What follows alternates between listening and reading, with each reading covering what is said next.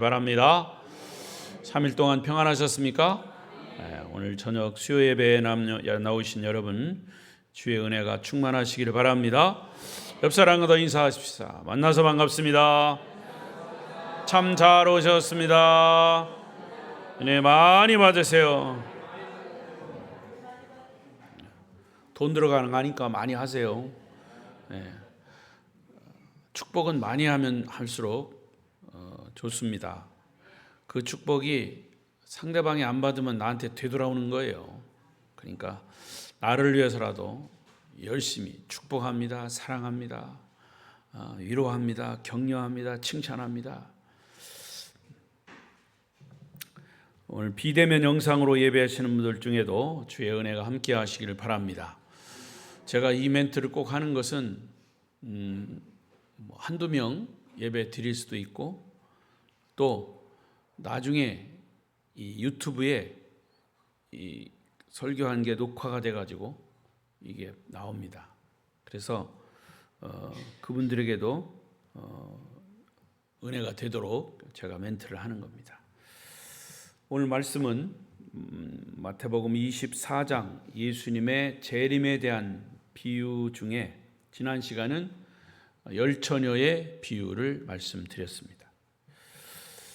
두 번째 이 예수님의 재림에 대한 거예요. 달란트 비유도 예수님의 재림에 대한 비유입니다. 근데 이 분량이 많기 때문에 두 번으로 나누어서 오늘 첫 시간 달란트 비유 첫 시간입니다.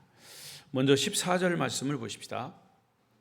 14절 시작. 또 어떤 사람이 타국에 갈 때 그 종들을 불러 자기 소유를 맡김과 같으니. 여기서 어떤 사람은 주인이에요. 쉽게 말하면 주인. 근데 그 주인이 타국에 갈 때, 이것을 성경적으로 해석을 하면 주인은 예수 그리스도예요. 예수님이 승천하셨죠. 그리고 그 종들을 불러 승천하시기 전에 우리에게 맡긴 사명이 있어요. 자기 소유를 맡겼어요. 자기 할 일을 맡겼어요. 복음 전하는 사명을 맡기신 거예요. 그러니까 여기서 주인은 예수 그리스도요. 종들은 이 지상에 있는 모든 믿는 자들, 교회와 그리스도인들, 특히 예수님의 재림을 기다리는 사람들, 그리고 오랜 후에 종들의 주인이 다시 돌아와서 맡긴 것을 결산하는 것, 이것은 예수님이 승천하시고 다시 재림하신 후에 이제는 심판주로 오셔서 우리를 심판하신다는 이런 얘기예요. 이게 달란트 비유입니다.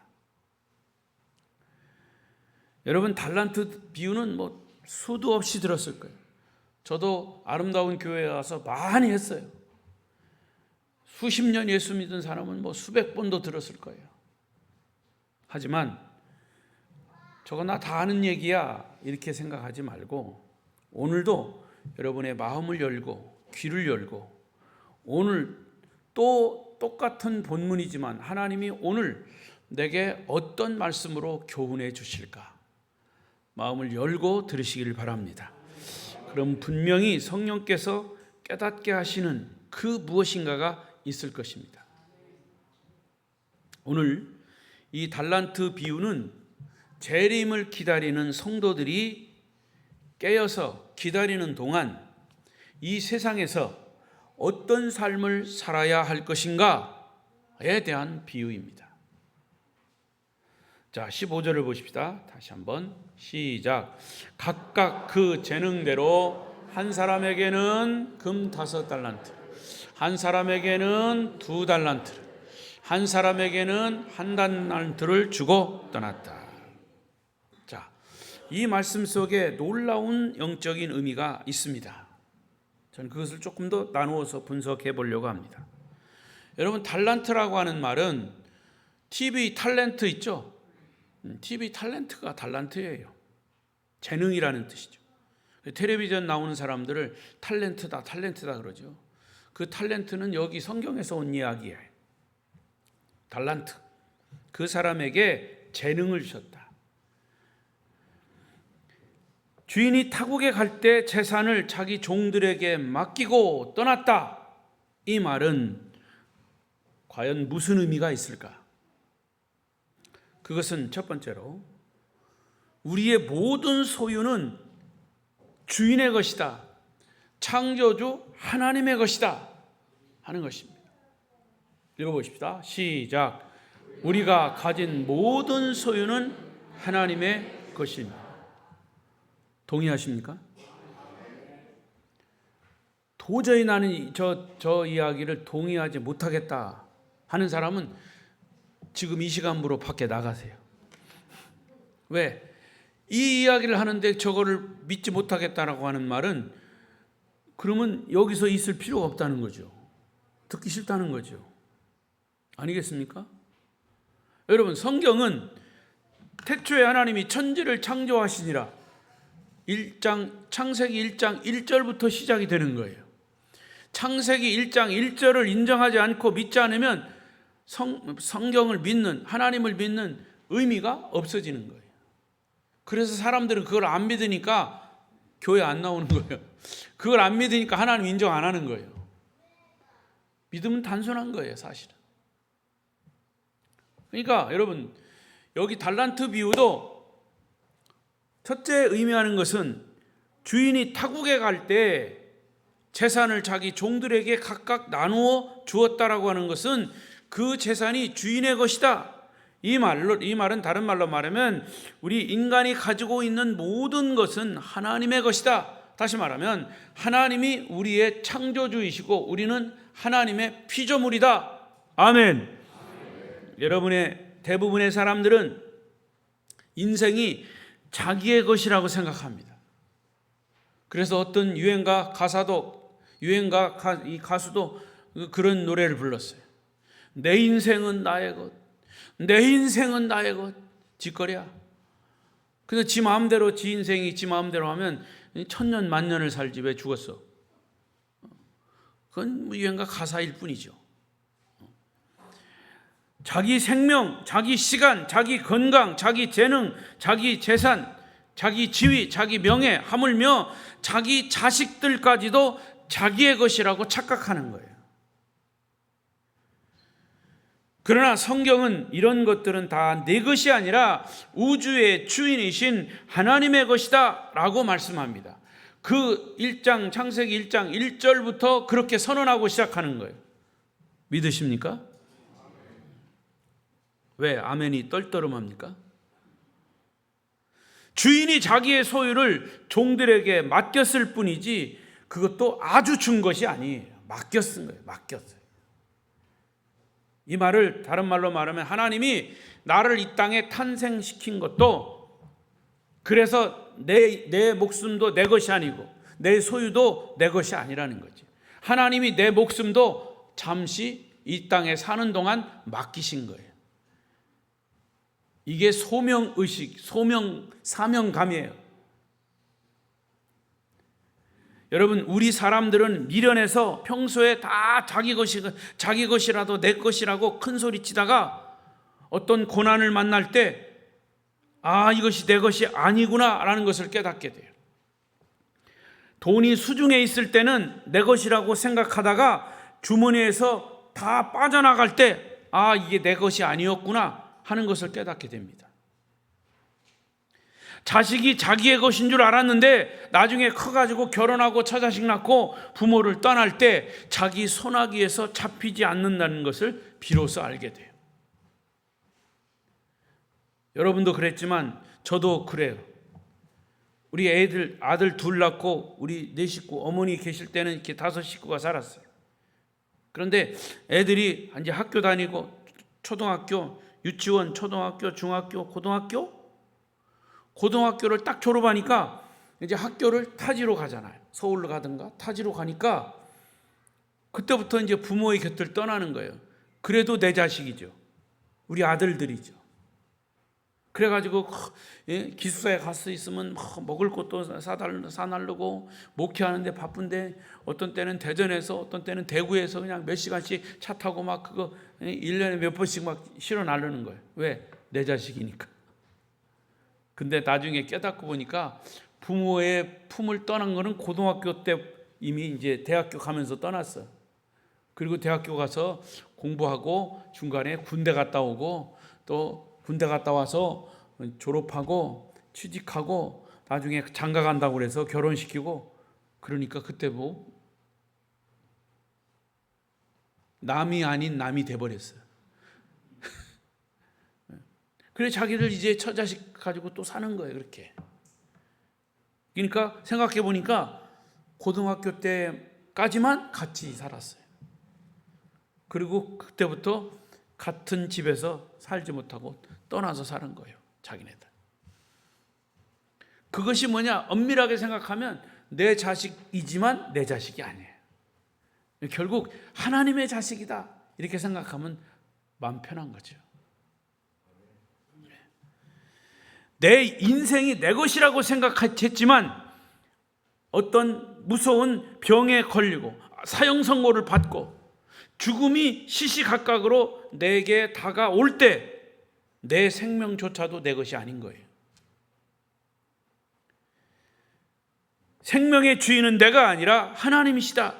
주인이 부르면 어른이든 어린이든 노인이건 가야 합니다. 그게 인생이에요.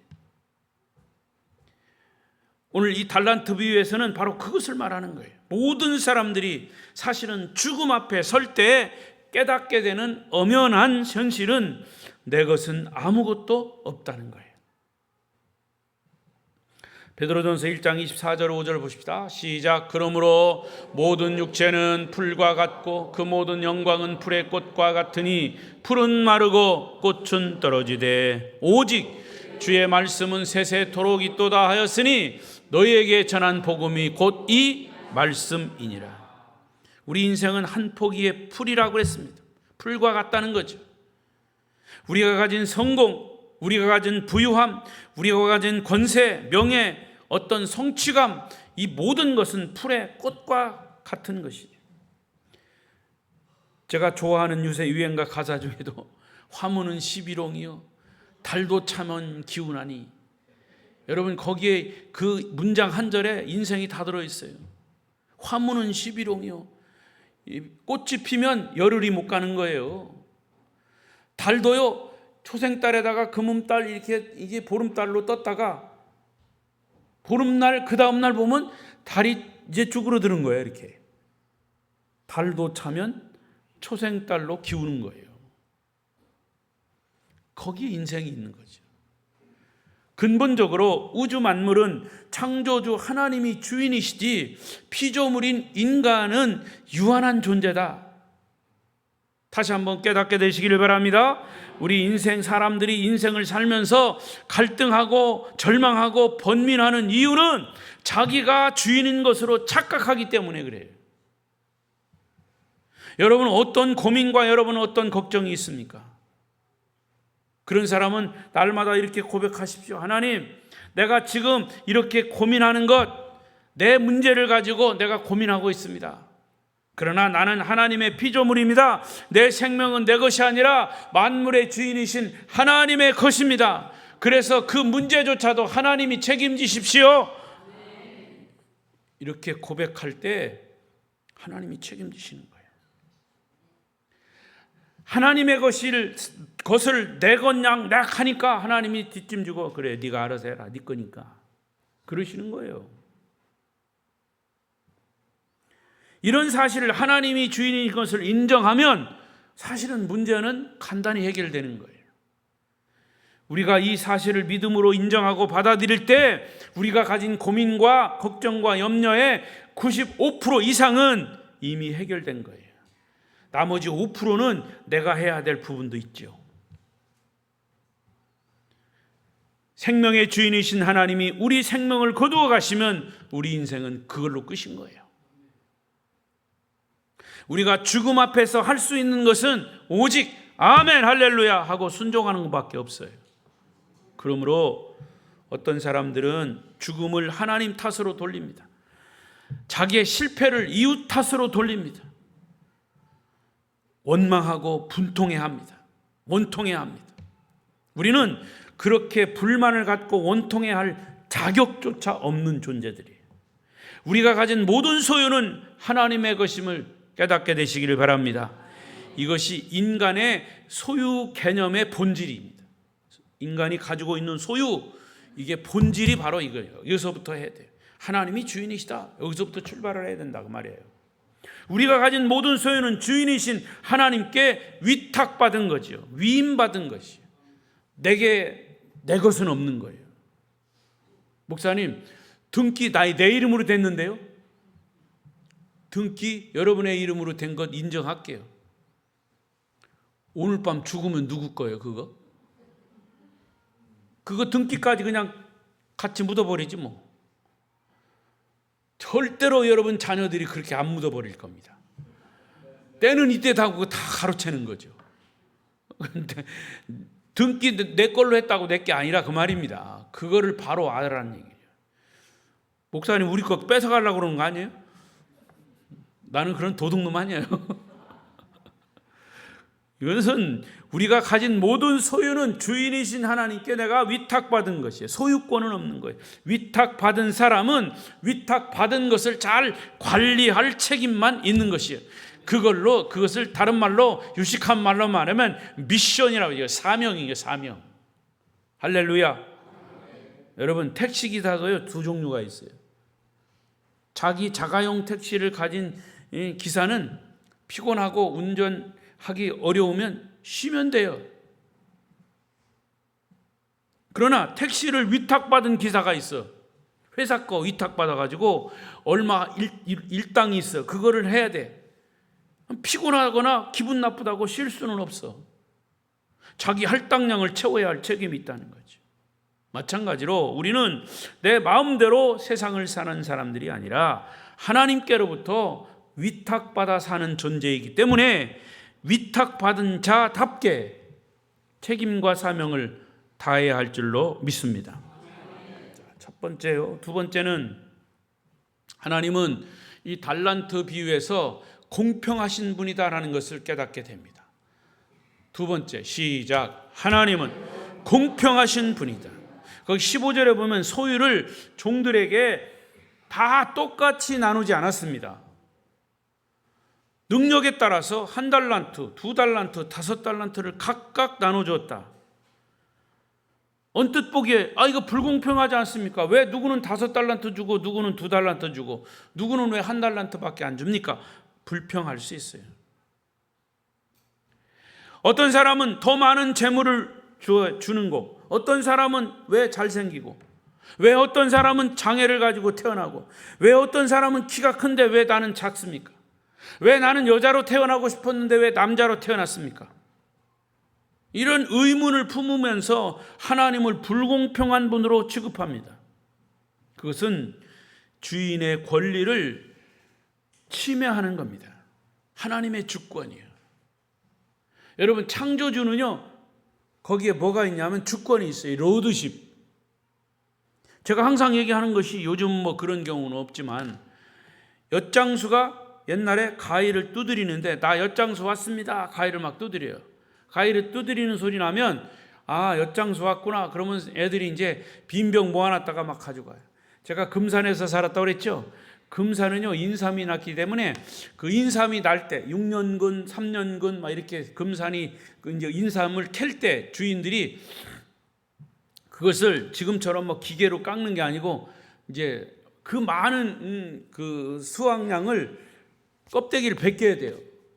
그래서 그 동네에 금산의 사람들은 뭐가 집에 꼭 있냐면 대나무로 만든 칼이 있어. 이렇게 대나무로 칼을 만들었어요. 뼈쪽 칼을 만들어 가지고 이렇게 양쪽 날을 이렇게 만들어 가지고 그거 가지고 인삼을 깎는 거예요. 그래서 인삼 몫을 내요. 10개, 20개 이렇게 몫을 지어 가지고 쭉 나눠줘요. 그러면 이제 소쿠리 가지고 저도 그거 많이 해봤어요. 그러면 이제 그거 인삼 이제 그 추수가 인삼을 캐는 집이 있어요. 그러면 거기서 이제 이 전부 다 얘기를 합니다. 우리 집 내일 인삼 캐니까 인삼 이거 받아오세요. 그러면 이제 깎아주는 거예요. 깎아주는 거 각각. 그리고 받아가지고 10개면 10개를 그 대나무로 가서, 그러면 그 10개 깎는데 뭐 50원, 100원 뭐 이렇게 합니다. 그때만 해도.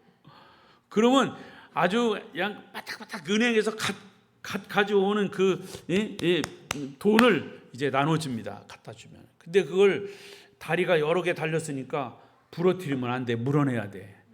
그 어쩌다 잘못해가지고 부러지잖아요. 그러면 성냥개피를 양쪽으로 저기 이쑤시개처럼 빼쪼하게 해가지고 그 다리와 몸통을 잇는 거야. 이거 잘못해가지고 이렇게 부러졌으니까 이렇게 이어왔습니다. 신고하고. 이 껍데기를 무슨 얘기하다 여기까지 왔어요? 그 인삼 이제 그 껍데기는 이제 우리가 갖는 거죠. 껍데기를 모아놨다가 울릉도 엿장수가 오면요, 갖다 주면요, 엿을 막 이만큼씩 줘요. 왜냐하면 그 엿장수들은 그거 가지고 가서 엿을 만들어요. 그 인삼 껍데기로. 그러니까 엿장수가 내가 이렇게 엿 팔러 왔습니다 하고 엿 가위를 두들겨요. 근데 몇 번 두들기나 봐도 지 맘대로 두들겨. 지 맘대로 두들기가 엿장수가, 그게 엿장수의 주권이에요. 10번 두들기든 3번 두들기든 누가 알게 뭐야. 모르지만 그러나 엿장수만. 근데 그게 엿장수도요, 그게 이 리듬이 있어요. 어떻게 두드리는지 다 그 큰 가위를. 그래서 그 소리 듣고 엿사먹으러 가는 겁니다. 주인의 권리죠. 하나님은 그 사람의 능력과 필요와 환경과 여건에 따라서 나누어 준 거예요. 그게 달란트란 말이죠. 그 인간은 모든 것에 균등한 거예요. 숫자가 차등이 됐다고 해서 차등을 둔 게 아니고 다 각각이니까, 각각 달란트가 다르니까 5달란트, 2달란트, 1달란트를 준 것이 공평하다고 말이에요. 네가 1달란트면 나도 1달란트 해야 되고, 네가 2달란트면 나도 2달란트 해야 되고, 그게 정의라고 하는데 그게 아니에요. 언뜻 듣기에는 다 공평하지만 성경은 그게 공평이라고 말하지 않습니다. 오히려 사람들이 서로 다르게 태어난 것에 감사해야 돼요. 다르다는 것이 얼마나 좋은지 모릅니다.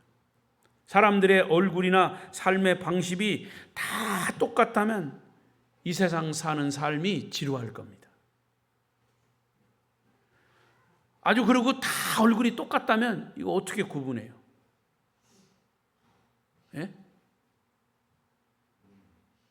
아마 예배 드리는 것을 뒤에서 봐도 저분은 누구구나 다 알 거예요.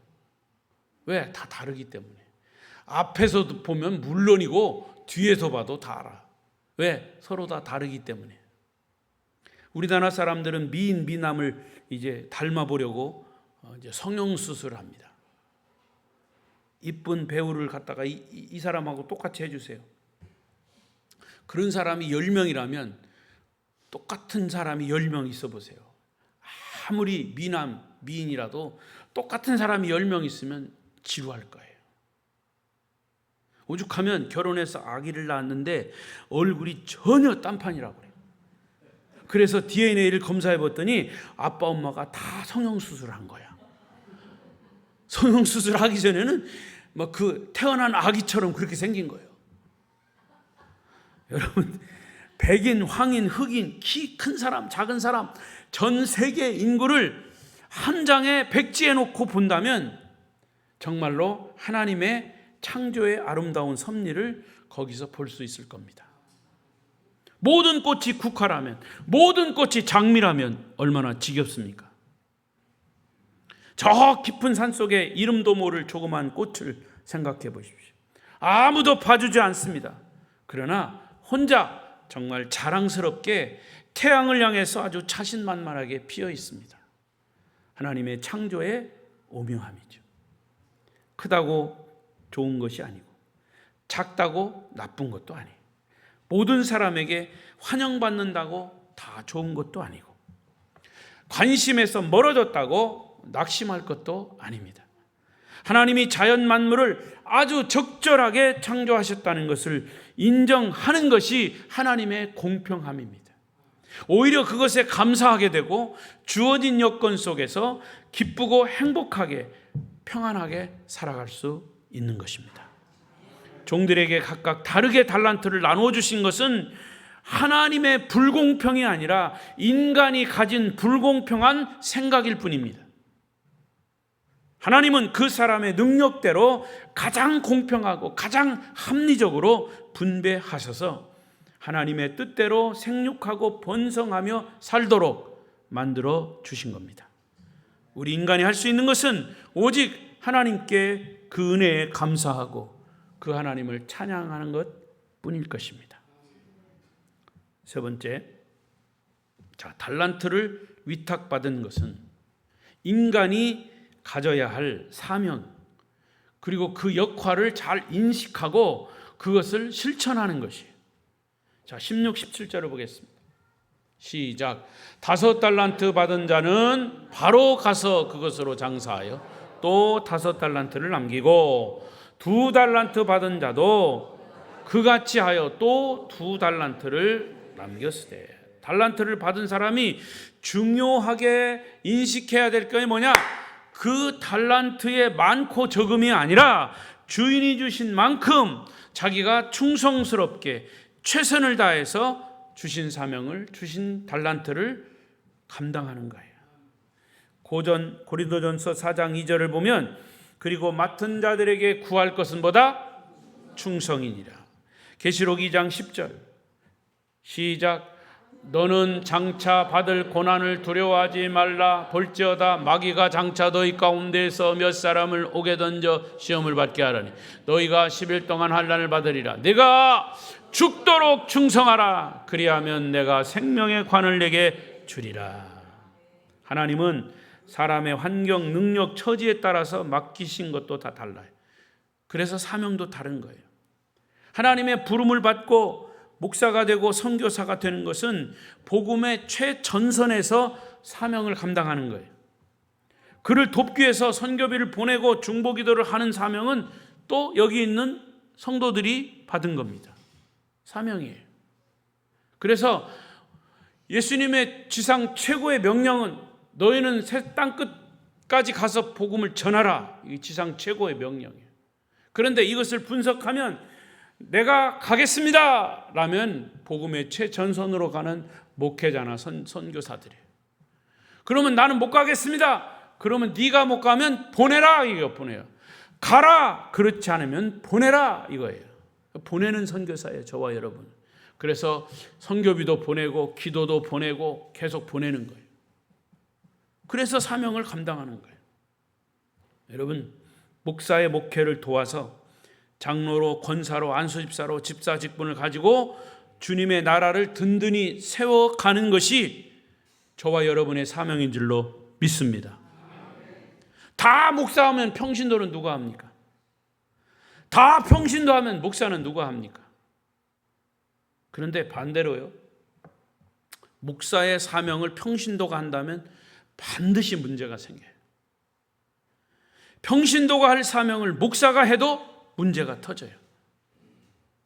40년 넘게 목회하면서 저는 아주 뼈가 저리게 그런 것을 경험했습니다.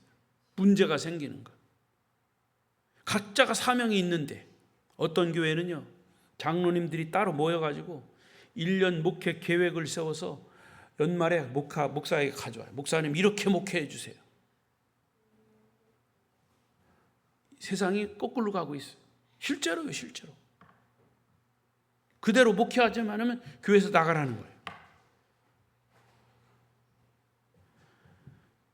교회도 거꾸로 돌아가고 있어요. 교회 안에도 여러분 사명의식이 깨지는 순간부터 목회자와 성도의 갈등이 생기고요, 성도와 성도의 갈등이 시작되는 겁니다. 왜 자기에게 맡겨주신 것을 왜 못하고 다른 사람 거를 하려고 그러냐고 말이에요. 각자의 맡은 사명에는 오직 충성과 순종밖에 없는 겁니다. 기쁨과 감격과 감사한 마음으로 내게 주신 맡겨주신 주인 되신 하나님을 찬양하며 그 일을 통해서 하나님께 영광 돌리는 것이 기독교인의 노동관이요, 기독교인의 직업관입니다. 이것이 기독교인의 사명관이기도 합니다. 여러분, 성경적인 눈으로 보면 이 세상에 제일 불쌍한 사람이 뭐냐? 돈 때문에 월급 받고 일하는 사람. 그래서 목사도 돈 때문에 서약하는 사람을 삭군 목자라 그래요. 삭 때문에 목회한다. 사실이요, 돈 때문에 일하고 돈 때문에 돈이 목적이라면 우리 인생은 참 비참해지는 거예요. 내가 하나님의 뜻대로 받은 사명대로 사명을 가지고 일하면 물질은 따라오는 거예요. 깨닫게 되시기를 바랍니다. 이런 의미에서 그리스도인들은 월급 받은 만큼 일하면 월급의 종이 되는 것이고, 직장에서 일할 때 월급 받은 것 이상으로 일하는 것, 사명을 가지고 하는 거예요. 설사 돈을 안 준다 해도 내가 좋아하고 봉사하고 사명으로 충성할 때 거기에 하나님의 은혜와 복이 더해지는 거죠. 성경적 원리입니다. 아멘은 징그럽게 안 하네. 아니에요? 제 말이 틀려요? 믿으시면 아멘. 5달란트를 받은 자, 2달란트를 받은 자 뭐라고 그랬어요? 바로 가서 즉시 행동으로 옮겼다. 지체 없이 순종했다는 말이죠. 이유가 없어요. 더 자세히 본문을 묵상해 보면 그들은 5달란트와 2달란트를 가지고 장사를 했어요. 사명을 감당하기 위해서 정직하게 일해서 정직한 이익을 남겼다는 뜻입니다. 하나님이 우리에게 맡겨주신 재능이나 건강이나 은사 등등 여러 가지 달란트가 있어요. 그 은사들을 가지고 정직하게 이익을 남기고, 여러분들도 받은 은사를 돈 버는 데만 쓰지 말고 하나님 나라 확장시키는 데 쓰시기를 축원합니다. 아름다운 교회 성도들은 지금도 그렇게 그런 부분을 잘 감당하고 계신 줄 압니다만은 앞으로도 변함없이 하나님 나라 확장을 위해서 선교하는, 복음을 전하는 일에 더 지속돼야 할 줄로 믿습니다. 여러분들은 받은 은사를 하나님의 영광을 위해서 마음껏 사용하시기를 바랍니다. 마지막 4번째로, 많이 받은 사람은 교만하지 않았습니다. 4번째, 시작. 많이 받은 자는 교만하지 않았다. 5달란트 받은 사람은 2달란트와 1달란트 받은 사람을 보고 우쭐대고 교만하지 않았어요. 나는 잘나가지고 이렇게 5달란트를 받았다, 그렇게 자랑하지 않았어요. 성경은 그런 부분 없어요. 2달란트 역시 마찬가지예요. 또 반대로 5달란트를 받은 사람, 저 사람은 왜 저렇게 많이 적게 줍니까? 나는 왜 이렇게 많이 줍니까? 이거 부담스럽습니다. 이렇게 얘기하지 않았어요. 하나님은 우리의 능력 밖의 것을 원하지 않으셔요. 돈이 없는데 억지로 헌금하라고 안 해요. 여러분, 목사가 헌금 설교한다고 목사가 헌금하라고 하는구나, 물론 그런 의미도 없지 않아 있겠지만 사실은 성경에서 말하는 거 얘기하는 거예요. 돈 없으면 헌금 못 하는 거예요. 내게 주신 그 물질의 사명 없으면 못 하는 거예요. 돈이 내 것이라고 생각하면 아까워서도 못 하는 거예요. 과부의 엽전 2닙을 주님은 기쁘게 받으셨어요. 하나님은 우리에게 능력 밖의 일을 채근하지 않으셔요. 우리가 가진 것으로 최선을 다하는 것을 보시는 거예요. 부족하면 부족한 대로, 때로는 무능하면 무능한 대로, 있으면 있는 대로 하나님 인정하시죠. 그리고 받아주시는 거예요. 그러므로 무능한 것을 탓하지 말고 충성스럽지 못한 것을 회개하시기 바랍니다. 남이 가진 것을 부러워하지 말고 있는 그대로를 감사하고 남을 무시하거나 멸시하지 말아야 합니다. 18절 보시죠. 18절 시작. 1달란트 받은 자는 가서 땅을 파고 그 주인의 돈을 감추어 두었더니. 1달란트 받은 자가 문제. 이 사람은 심리적으로 열등감이 있었어요. 다른 사람은 다 5달란트, 2달란트 받았는데 왜 나는 1달란트를 받았나요? 어떤 사람은 작은 일을 맡기면 자기가 왜 작은 일을 해야 합니까? 나는 더 큰 일을 해야 됩니다. 큰 소리 치는 사람이 있어요. 맡겨준 것도 못하면서 왜 작은 걸 주냐고 따지는 사람도 있어요. 하나님이 작은 일이든 큰 일이든 맡기셨으면 우리는 오직 충성하고 순종할 뿐인 거예요. 내 자존심과 명예에 맞고 이름에 맞고 틀리고 이거 중요하지 않아요. 하나님이 필요해서 나를 쓰시겠다고 하면 우리는 오직 아멘할 뿐입니다. 1달란트 받은 사람은 받은 돈을 땅에 묻어버렸어요. 왜 그랬는지. 당신은요, 그 당시에는 땅에 묻는 것을 저축한다라고 생각한 거예요. 그는 하나님의 소유를 활용하고 재창조의 수단으로 쓰지 않고 단순히 유지시키고 보존하는 것으로 만족했다 그 말이에요. 하나님이 주인인 것을 의식하지 못했어요. 그것을 1달란트 준 것을 자기에게 주신 사명으로 깨닫지 못했어요. 성경은 그 사람을 뭐라고 얘기합니까? 악하고 게으른 종이라고 말합니다.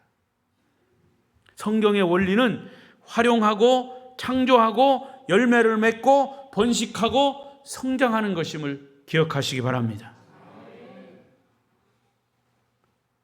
홍충식 목사님이 어제 오셨었어요. 부부하고 거기 어떤 목사님이, 저도 이제 거기에 있어서 잘 알죠.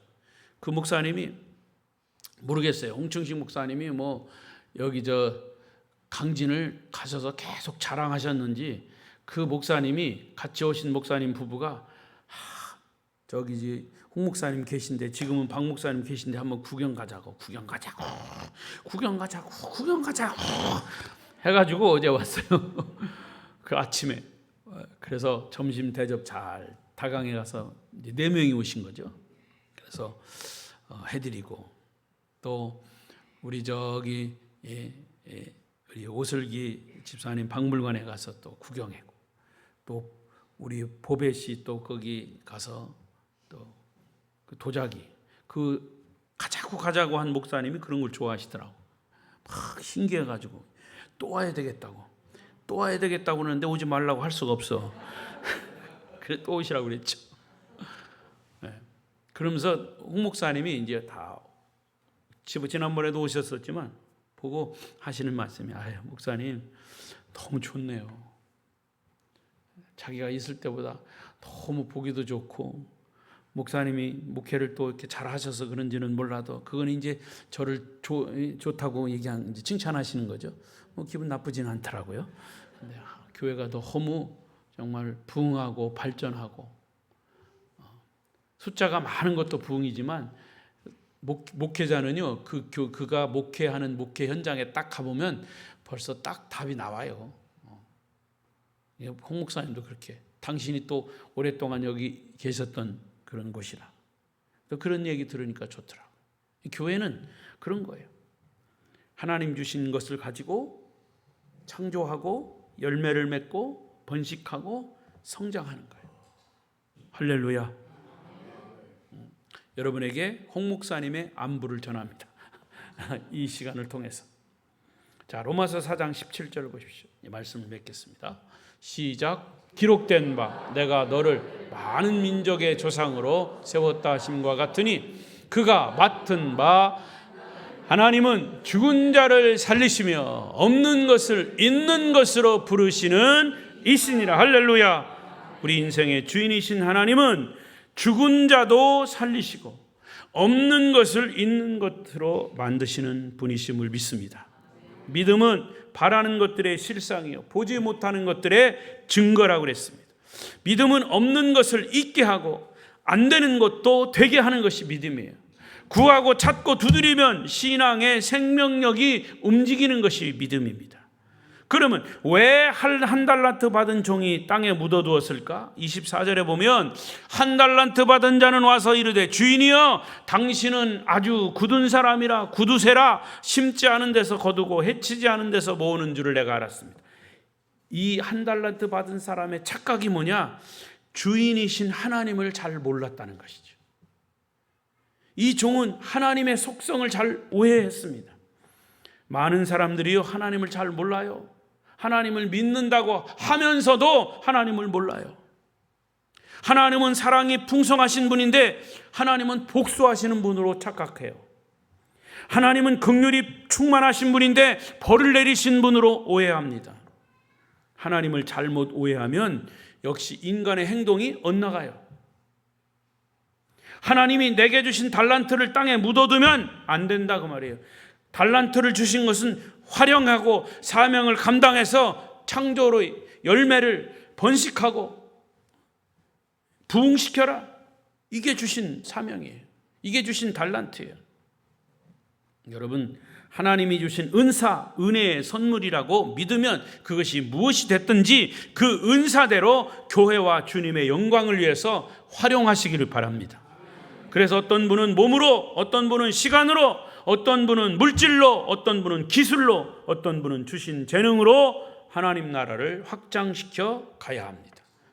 여러분은 그렇게 사용하고 있습니까? 대답은 스스로 하십시오. 하나님이 여러분에게 맡겨주신 달란트 무엇입니까? 어떤 달란트? 재능이 좋고 나쁨을 따지지 마십시오. 크고 작음도 비교하지 마십시오. 오히려 맡겨주심에 감사하시기를 바랍니다. 오늘 말씀의 핵심 교훈은 우리에게 맡겨주신 달란트를 어떻게 활용해서 어떤 열매를 거두었는가, 그 열매를 가지고 내가 얼만큼 결과를 남겼는가, 그것을 주님이 오셔서 결산하신다는 거예요.